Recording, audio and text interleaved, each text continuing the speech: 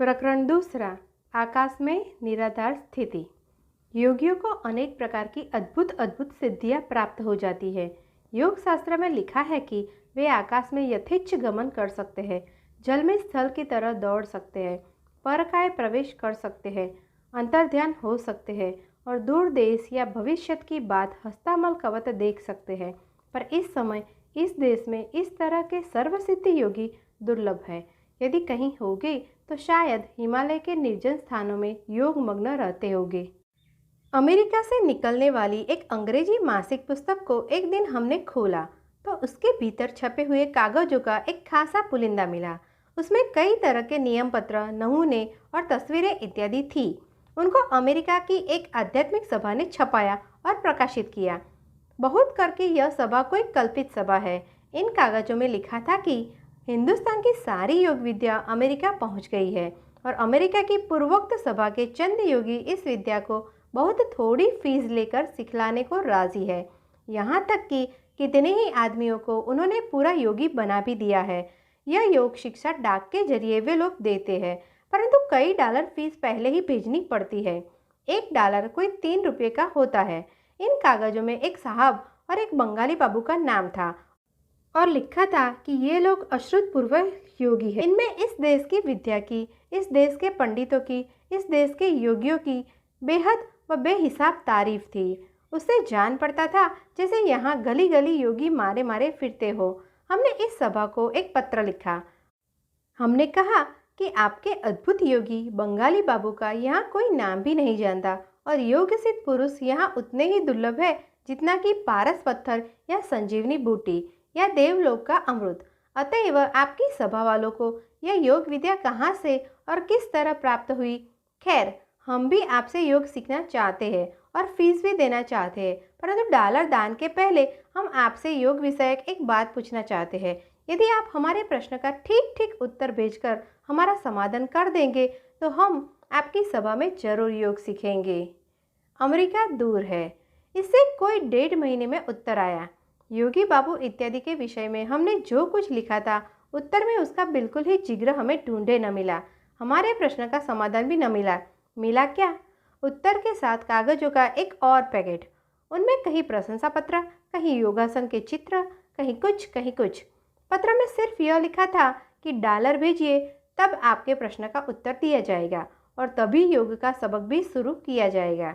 इस उत्तर को पढ़कर हमें योगियों की इस सभा से अत्यंत घृणा हुई और हमने उसके कागज पत्र उठाकर रद्दी में फेंक दिए।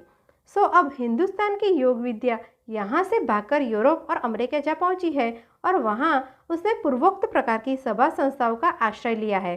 तथापि यहाँ अब भी कहीं कहीं योग के किसी किसी अंग में सिद्ध पुरुष पाए जाते हैं। मिर्ज़ापुर में एक गृहस्थ है। वह गृहस्थ आश्रम में रहकर भी 20 मिनट तक प्राणायाम कर सकते हैं। इसी शहर के पास एक जगह विंध्याचल है। वहाँ विंध्यवासिनी देवी का मंदिर है। मंदिर से कोई 2 मील आगे एक पहाड़ पर एक महात्मा रहते हैं। अगस्त 1904 में हम उनके दर्शन करने गए थे। एक निविड़ खो में एक झरना था, वहीं आप थे। आपके पास एक होड़ी के सिवा और कुछ नहीं रहता। इससे लोग उन्हें हेड़िया बाबा कहते हैं।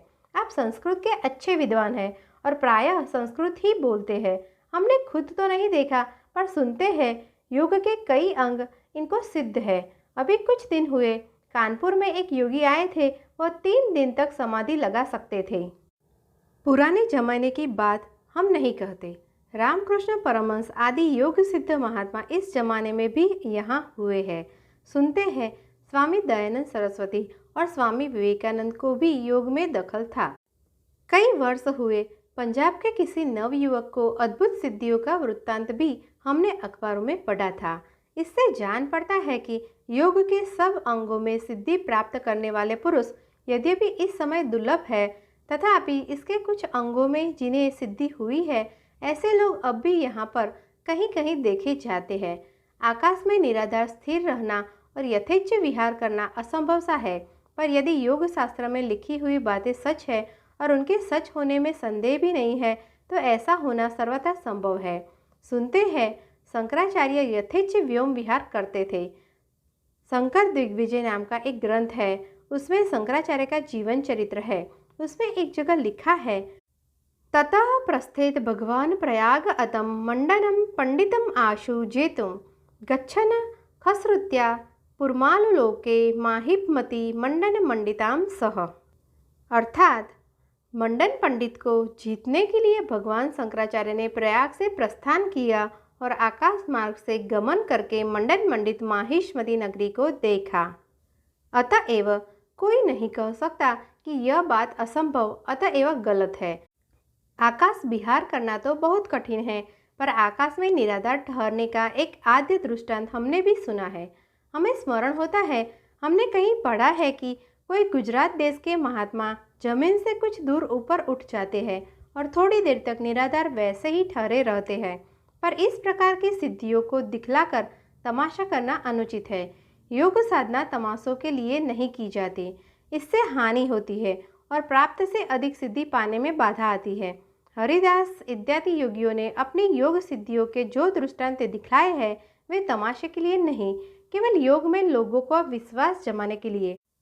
तमाशा लौकिक प्रसिद्धि प्राप्त करने या रुपये कमाने के लिए दिखाया जाता है, पर योगियों को इसकी परवाह नहीं रहती। वे इन बातों से दूर भागते हैं, उनकी प्राप्ति की चेष्टा नहीं करते। परंतु जिन लोगों ने योग की सिद्धियों की बात नहीं सुनी, वे ऐसे तमाशों को अचंभे की बातें समझते हैं। ऐसे ही एक तमाशे का हाल हम यहाँ पर लिखते हैं। यह तमाशा एक सिविलियन मुल्की अफसर अंग्रेज का देखा हुआ है। उसकी इच्छा है कि इंग्लैंड की आध्यात्म विद्या संबंधी सभा इसकी जांच करे। यह वृत्तांत एक अंग्रेजी मासिक पुस्तक में प्रकाशित हुआ है। तमाशा है इस देश का, पर यहाँ के किसी पत्र या पत्रिका को इसका समाचार नहीं मिला। समाचार गया विलायत, वहाँ से अंग्रेजी में छपकर यहाँ आया, तब उसे पढ़ने का सौभाग्य हिंदुस्तानियों को प्राप्त हुआ। अब इस तमाशे का हाल पूर्वोक्त सिविलियन साहब के ही मुँह से सुनिए। हिंदुस्तान के उत्तर में नवंबर के शुरू में जाड़ा पड़ने लगता है, तब जिले के सिविलियन साहब दौरे पर निकलते हैं। मुझे भी हर साल की तरह दौरे पर जाना पड़ा। एक दिन एक पढ़े लिखे हिंदुस्तानी जमींदार ने आकर मुझसे मुलाकात की। उसने कहा कि मैंने एक बड़ा ही आश्चर्यजनक तमाशा देखा है। आत्मविद्या के बल से एक लड़का जमीन से 4 फीट ऊपर अद्धर में बिना किसी आधार के ठहरा रहता है। इससे मिलते जुलते हुए तमाशों का हाल मैंने सुन रखा था। मैंने सुना था कि मदारी लोग रस्सी को आकाश में फेंक कर उस पर चढ़ जाते हैं और इसी तरह के अजीब अजीब तमाशे दिखलाते हैं, पर मैंने यह न सुना था कि कोई आकाश में भी बिना किसी आधार के ठहर सकता है। इससे इस तमाशे की देखने को मुझे उत्कट अभिलाषा हुई। मेरे हिंदुस्तानी मित्र ने मुझसे वादा किया कि मैं आपको यह तमाशा दिखलाऊंगा। 14 नवंबर 1904 को मेरे मित्र ने मुझ पर फिर कृपा की। इस दफ़े वह उस तमाशे वाले को भी साथ लेता आया। यह देखकर मैं बहुत खुश हुआ। तमाशे वाले की उम्र 40 वर्ष से कुछ कम थी। उसने कहा, मैं ब्राह्मण हूँ। जहाँ पर मेरा खेमा था वहीं कुछ दूर पर उसने कोई 12 वर्ग फुट जगह साफ करके उसके 3 तरफ कनात लगा दी। चौथी तरफ उसने पर्दा डाल दिया। इच्छा अनुसार पर्दा डाल दिया जा सकता था और उठा भी लिया जा सकता था। पर्दे से 15 फीट की दूरी पर देखने वाले बैठे। तमाशे वाले के साथ एक लड़का था। उसकी उम्र 12-13 वर्ष की होगी।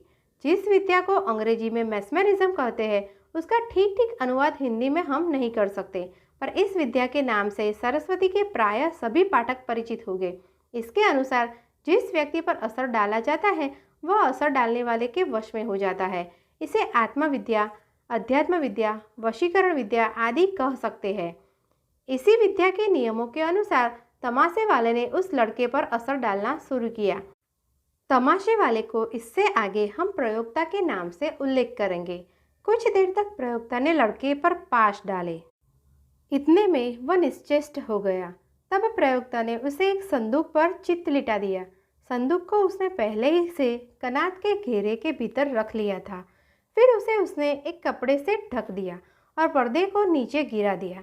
तमाशे का पहला दृश्य यहाँ पर समाप्त हो गया। 3-4 मिनट के बाद पर्दा फिर उठा और दूसरा दृश्य दिखाई दिया। हम लोगों ने देखा वह लड़का मोटे कपड़े की एक गद्दी पर पद्मासन से बैठा है। यह गद्दी एक तिपाई के ऊपर रखी थी। तिपाई बांस की थी। नीचे तीनों बांस अलग अलग थे, पर ऊपर वे तीनों एक दूसरे से मिलाकर बांध दिए गए थे। उनके उस भाग पर जो ऊपर निकला था गद्दी रखी थी। लड़के के हाथ दोनों तरफ फैले हुए थे। हाथों के नीचे एक एक बांस और था। उसी की नोक पर हाथों की हथेली रखी थी। ये दोनों बांस तिपाई के बांसों से कुछ लंबे थे। वे नीचे जमीन को सिर्फ छुए हुए थे, गड़े न थे। लड़के का सिर और उसके कंधे एक काले कपड़े से ढके थे। इस कपड़े को प्रयोक्ता कभी कभी उठा देता था, जिससे लड़के का चेहरा खुल जाता था और छाती भी देख पड़ने लगती थी। इसके बाद प्रयोक्ता ने तिपाई के तीनों बांस एक एक करके धीरे धीरे खींच लिए। लड़का पूर्वोक्त गादी के ऊपर वैसे ही पालथी मारे हुए आकाश में बैठा रह गया। उसका आसन जमीन से कोई 4 फीट ऊपर था। उसके हाथ वैसे ही फैले हुए और पूर्वोक्त दोनों बांसों पर रखे हुए थे।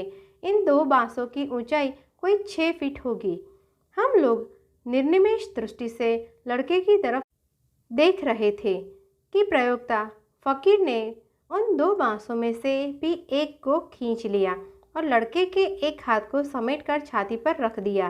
तब लड़के का सिर्फ एक हाथ बांस पर रह गया। यह देखकर हम लोगों के आश्चर्य की सीमा न रही। क्या बात थी जिससे वह लड़का पत्थर की मूर्ति के समान निश्चल भाव से आकाश में इस तरह बैठा रह गया? क्या वह धड़ाम से नीचे आ गिरा? मैंने उस साधु से कहा, क्या मैं तुम्हारे पास तक आ सकता हूँ? अब तक मैं पर्दे से कोई 15 फीट और उस लड़के से कोई 20 फीट पर बैठा था। प्रयोक्ता ने कहा, जितना नज़दीक आप चाहे चले आवे, पर लड़के के बदन पर हाथ न लगाइएगा। कई और तमाशबीनों के साथ मैं आगे बढ़ा और लड़के से 6 इंच के फासले तक चला गया। मैं उसके आसन के नीचे गया, पीछे गया, इधर गया, उधर गया। किसी जगह की जांच मैंने बाकी न रखी।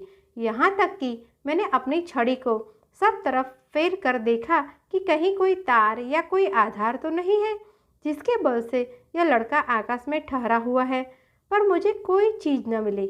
लड़का जहाँ का तहाँ मेरे सामने अधर में था। उसका चेहरा खुला था, उसकी छाती भी देख पड़ती थी। यहाँ तक कि सांस लेते समय में उसकी छाती पर श्वास उच्छ्वास की चाल भी देखता था। 2 मिनट तक हम लोग वहाँ खड़े जांच करते रहे कि कोई चालबाजी की बात हमको मिले, पर हमारा प्रयत्न बेकार हुआ। लड़का अपने स्थान पर आकाश में अचल रहा।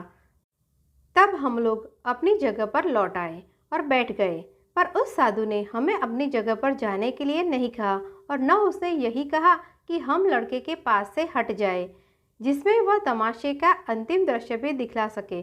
जब हम लोग अपनी जगह पर बैठ गए, तब तमाशे का अत्यंत ही अद्भुत और आश्चर्यजनक दृश्य हमको दिखलाया गया। प्रयोक्ता ने दूसरे बांस को भी धीरे से खींच लिया और उस पर रखे हुए हाथ को समेटकर लड़के की छाती पर पहले हाथ के ऊपर रख दिया। लड़का पूर्वोक्त गद्दी पर पद्मासन में निराधार बैठा हुआ रह गया। उसके दोनों हाथ छाती पर एक दूसरे के ऊपर रखे थे। न उसके नीचे कुछ था, न आगे था, न पीछे था, न इधर था, न उधर था। इस दशा में वह ब्राह्मण लड़के से कोई 4-5 फीट की दूरी पर कुछ देर तक खड़ा रहा। तब उसने पर्दा गिरा दिया और वह लड़का हम लोगों की नज़र से छिप गया। यहाँ पर इस तमाशे का दूसरा दृश्य समाप्त हुआ। जब तीसरे दफ़े पर्दा उठा, तब हमने उस लड़के को पूर्वोक्त संदूक पर लेटा हुआ देखा। कुछ देर में उस ब्राह्मण ने लड़के पर से अपना असर उल्टे पास फेंक कर दूर करना आरंभ किया। कोई 2 मिनट में लड़का उठ बैठा और आंखें मलकर उस ब्राह्मण की तरफ देखने लगा।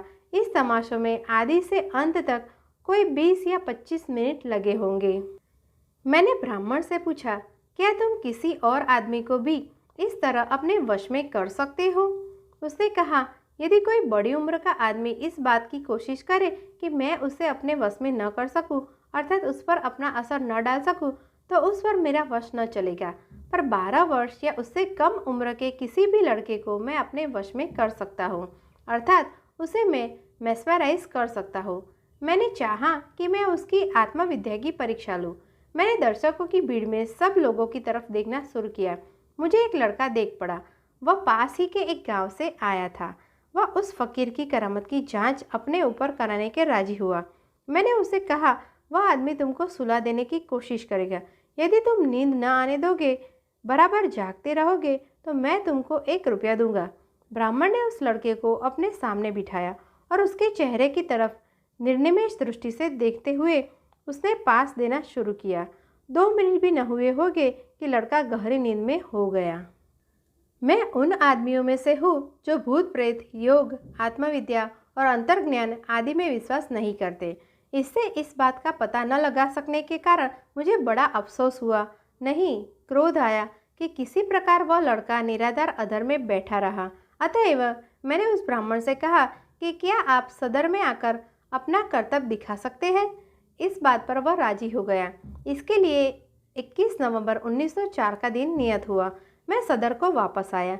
यथा समय वह फकीर मेरे बंगले पर हाजिर हुआ और वहाँ उसने इस तमाशे को ठीक ठीक उसी तरह दिखाया जैसा उसने मुझे दौरे पर दिखाया था। मेरे जितने मित्र उस शहर में थे उन सबको मैंने इस फकीर की करामत देखने के लिए बुला लिया था।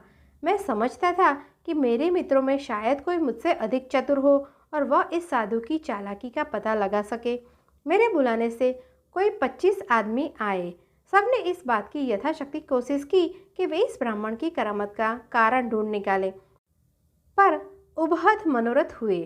किसी की अक्ल काम में न आई, किसी को चालाकी की कोई बात न देख पड़ी। सब लोगों को मेरी ही तरह हैरत हुई। कुछ दिनों के बाद वहाँ एक नए साहब आए। उनसे लोगों ने इस तमाशे की बात कही, पर उनको विश्वास न आया। उन्होंने इसकी असंभवनीयता पर एक लंबा चौड़ा व्याख्यान दिया और हम सब लोगों की अवलोकन शक्ति के विषय में बहुत ही बुरी राय कायम की। इससे मैंने उनको भी यह तमाशा दिखाने का निश्चय किया। 28 नवंबर को मैंने उस ब्राह्मण को फिर अपने बंगले में बुलाया और फिर उसने पूर्वोक्त तमाशे को दिखाया, पर इस दफ़े उसने उन दोनों बांसों में से एक को तो निकाल लिया पर दूसरे को नहीं निकाला। उस पर लड़के का हाथ रखा ही रहा। इसका कारण उसने यह बताया कि उस दिन उसकी तबीयत अच्छी न थी और लड़का भी सुस्त था। इस दफ़े मैंने एक फोटोग्राफर को भी बुला लिया था। उसने इस तमाशे के सब दृश्यों का फ़ोटो ले लिया। वह साहब इस दफ़े वैसे ही चकित हुए जैसे हम लोग पहले ही हो चुके थे। उनको भी कोई चालाकी ढूंढे न मिली। यदि कोई मुझे इस बात को समझा दे कि किस तरकीब से, किस शक्ति से यह लड़का आकाश में निराधार रह सकता है, तो मैं उसका बहुत कृतज्ञ हूँ। मैं अपना नाम और पता और जिन साहबों और मैमों ने इस तमाशे को देखा है उनके भी नाम पते समेत देने को तैयार हूँ। ज़रूरत पड़ने पर मैं उस ब्राह्मण का भी पता बतला सकता हूँ। मेरे एक लड़का है, वह इंग्लैंड में है। उसे मैंने इस तमाशे का हाल लिखा। मुझ पर उसका बड़ा प्रेम है। मेरी शुभकामना की इच्छा से उसने मुझे लिखा, यदि मैं होता तो ऐसे तमाशे देखने न जाता, क्योंकि बहुत संभव है उस ब्राह्मण ने देखने वालों पर भी अपना असर डाल दिया हो और इस तरह उसके वश में आ जाना अच्छा नहीं। यदि उसने ऐसा न किया हो तो सचमुच आश्चर्य की बात है, परंतु फोटोग्राफ लेने के निर्जीव कैमरे पर आत्मविद्या का असर नहीं पड़ सकता। अतएव मेरे लड़के की यह कल्पना ठीक नहीं। इस तमाशे के जो चित्र लिए गए हैं वे ठीक वैसे ही है जैसा कि हम लोगों ने उसे अपनी आंखों देखा है। उस ब्राह्मण का कथन है कि मैंने यह विद्या थियोसॉफिकल सोसाइटी के स्थापक कर्नल आलकाट से सीखी है। इसके 4-5 वर्ष पहले तक वह आकाश में उड़ती हुई चिड़ियों की तरफ देखकर इच्छा शक्ति से ही उन्हें जमीन पर गिरा सकता था, परंतु बीच में वह बहुत बीमार हो गया। तब से उसकी यह शक्ति जाती रही। यहाँ सिविलियन साहब का कथन समाप्त होता है। आकाश में लड़के को निराधार ठहरा देख उन्हें जो आश्चर्य हुआ वह युक्त है, परंतु योग और अध्यात्म विद्या की महिमा को जो जानते हैं उनको ऐसी बातें सुनकर कम आश्चर्य होता है। जो लोग पूरे योगी हैं वे आकाश में स्वच्छंद विहार कर सकते हैं। जिनको योग के कुछ ही अंग सिद्ध हो जाते हैं उनमें भी अनेक अलौकिक शक्तियाँ आ जाती है, परंतु ऐसी शक्तियों का दुरुपयोग करना अनुचित और हानिकारक होता है। उनके प्रयोग को दिखाकर खेल तमाशे न करना चाहिए। कुछ दिन हुए कानपुर में एक योगी आए थे। आपका नाम है आत्मानंद स्वयं प्रकाश सरस्वती। कोई 2 महीने तक वह गंगा किनारे रहे थे। वह तेलंग देश के निवासी है। उनके साथ उनका एक चेला भी था। वह सिर्फ अपनी देश भाषा या संस्कृत बोल सकते हैं। संस्कृत में योग विषय पर उन्होंने 2-1 पुस्तकें भी लिखी हैं। उनमें से एक पुस्तक कानपुर में छापी भी गई है। उनको आडवर बिल्कुल प्रिय न था। हिंदी न बोल सकने के कारण उनके यहाँ भीड़ कम रहती थी। 30 पर भी शाम सुबह बहुत से पढ़े लिखे आदमी उनके दर्शनों को जाया करते थे। कानपुर के प्रसिद्ध वकील पंडित पृथ्वीनाथ तक उनके दर्शनों को जाते थे। उनको समाधि तक की सिद्धि है। 3 दिन तक वह समाधिस्थ रह सकते हैं, पर कानपुर में वह जब तक रहे तब तक कोई 3 ही घंटे अपने कुटीर के भीतर रहते रहे, अर्थात 3 घंटे से अधिक लंबी समाधि उन्होंने नहीं लगाई। योग और वेदांत विषय पर वह खूब वार्तालाप करते थे, पर संस्कृत ही में। जो लोग इन विषयों को कुछ जानते थे उन्हीं की तरफ वह मुखातिब होते थे। औरों से वह विशेष बातचीत न करते थे। उनसे यह प्रार्थना की गई कि वह सबके सामने समाधिस्थ हो, जिसमें जिन लोगों को योग विद्या पर विश्वास नहीं है उनका भी विश्वास हो जाए। पर ऐसा करने से उन्होंने इनकार किया। उन्होंने कहा कि स्वामी हंस स्वरूप से कहिएगा, वह शायद आपकी इच्छा पूर्ण कर दे। मैं तमाशा नहीं करता, चाहे किसी को विश्वास हो चाहे न हो। बहुत कहने पर आपने 2-3 दफ़े श्वास चढ़ाया और अपने दाहिने हाथ की कलाई सामने कर दी। देखा गया तो नाड़ी की चाल गायब, प्राण वहाँ से खींच गए। उनके इस दृष्टांत से, उनके ग्रंथों से, उनकी बातचीत से यह सिद्ध हो गया कि वह सचमुच सिद्ध योगी है। उनके इनकार ने इस बात को भी पुष्टि कर दिया कि लोगों को दिखाने के लिए योग की कोई क्रिया करना मना है। अक्टूबर 1904।